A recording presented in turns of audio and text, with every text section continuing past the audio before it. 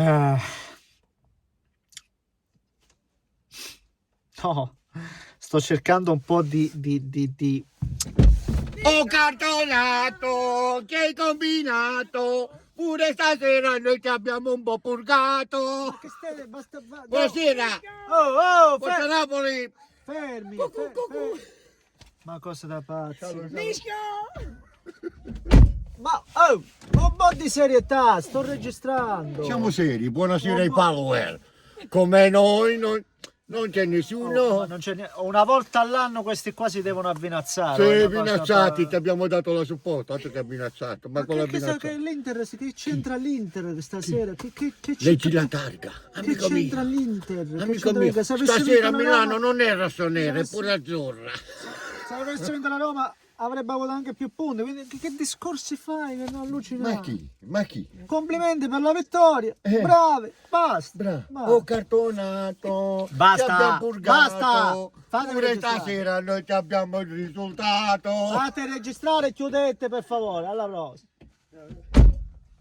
Mamma mia, ragazzi, scusatemi, scusate. Mio suocero, ragazzi, è fatto così. Non ha freni, non ha limiti.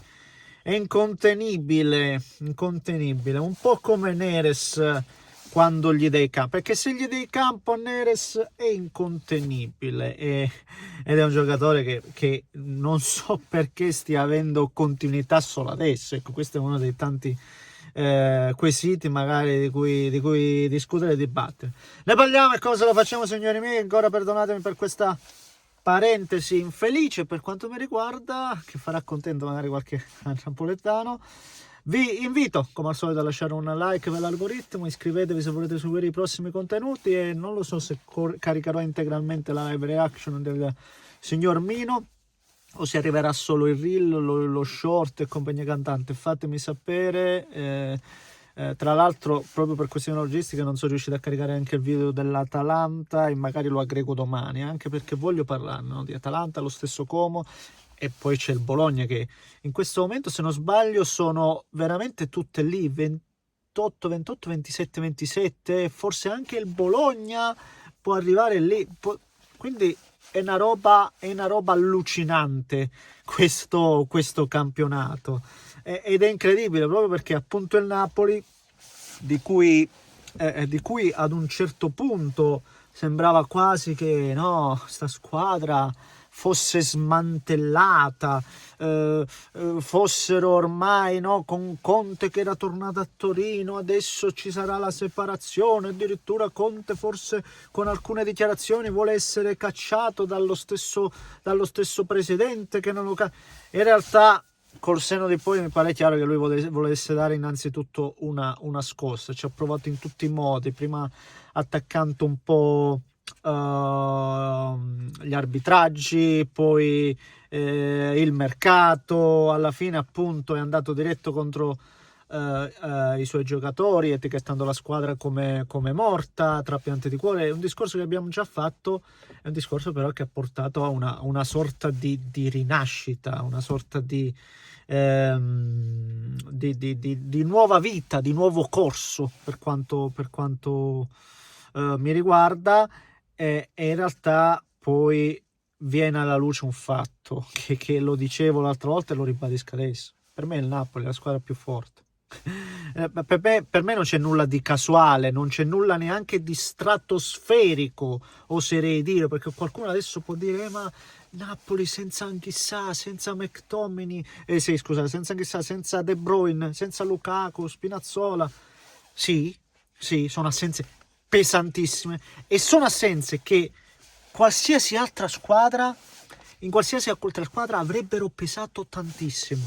Al Napoli no, perché il Napoli innanzitutto, come ho detto prima, lo ribadisco, ha una signora squadra, una signora rosa. Quando si parla di profondità e di tutte le... Io se penso all'Inter, no? Che manca Dumfries e noi praticamente già abbiamo un arto amputato sulla destra. Già abbiamo un arto amputato. Al Napoli, ragazzi, il Napoli viaggia lo stesso, col suo gioco che è diverso e quindi che si può anche permettere l'assenza di alcuni terminali e di alcuni giocatori con determinate caratteristiche. Però poi poi ha talmente tanta varietà, perché parliamoci chiaro, ragazzi, oggi il Napoli gioca un 3-4-3, oggi gioca con Neres, Lang e Højlund, e di questi tre ne giocava uno fino all'altro giorno, e uno come Neres l'abbiamo visto che valore ha. Quindi innanzitutto questi giocatori devi averli, e quindi questo è il nodo. Il Napoli li ha, il Napoli oggi fa una gara seria, cioè c'è poco da dire.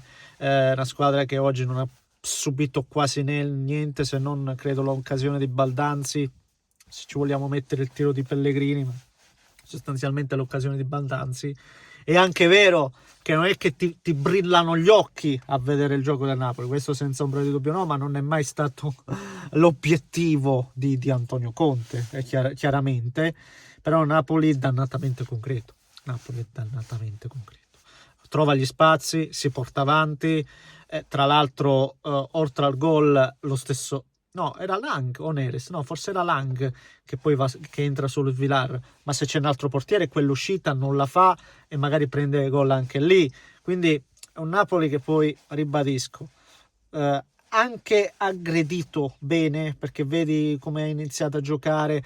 Io vedevo sempre Lobotka e l'altro centrale sempre andare su Koné, sempre in pressione, gli hanno sporcato tutte le giocate. Davvero oggi penso alla Roma, Ferguson praticamente non si è visto, Bale quando è entrato non si è visto, Dybala malissimo quando è entrato, lo stesso Soulé ha fatto quel tiro, nulla, ha veramente chiuso tutto quello che c'è da chiudere. La forza del Napoli oggi prima di ogni cosa è stata questa, quella di annullare completamente il reparto offensivo della Roma, ma proprio completamente per quanto mi riguarda, tranne nella situazione di Baldanzi.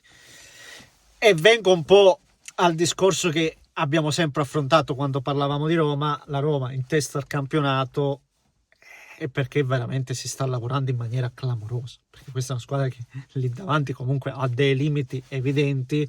Con tutto il bene di questo mondo non può essere Baldanzi l'attaccante della Roma, no?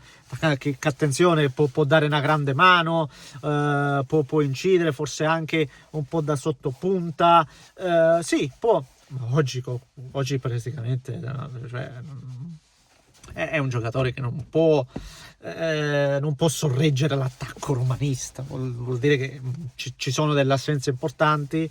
Lo stesso Dobbik, che secondo me, per quanto criticato, comunque darebbe un apporto, ma in questo momento la Roma sta facendo più di quello che sta dando più di quello che poteva dare. Io non me la sentirei in questo momento di andare subito a rivalutare il cammino giallorosso, non scherziamo minimamente. Poi certo la Roma non è una squadra in questo momento attrezzata per vincere lo scudetto, poi in un'annata dove sono tutte lì, dove davvero nessuno corre, perché oggi di nuovo in testa alla classifica c'è un Napoli insieme a Milan, che sono state anche spesso criticate, il Milan perché contro le piccole non fa punti, il Napoli perché fino all'altro giorno lo davamo praticamente per distrutto, eppure sono loro in testa, quindi capite un po' voi che tutto può succedere, ma in questo momento si è fatto anche troppo lato giallorosso. Niente, dicevo prima, lo ribadisco ancora una volta, il Napoli è la squadra da battere, poche storie, io sono l'unico che da 2 anni a questa parte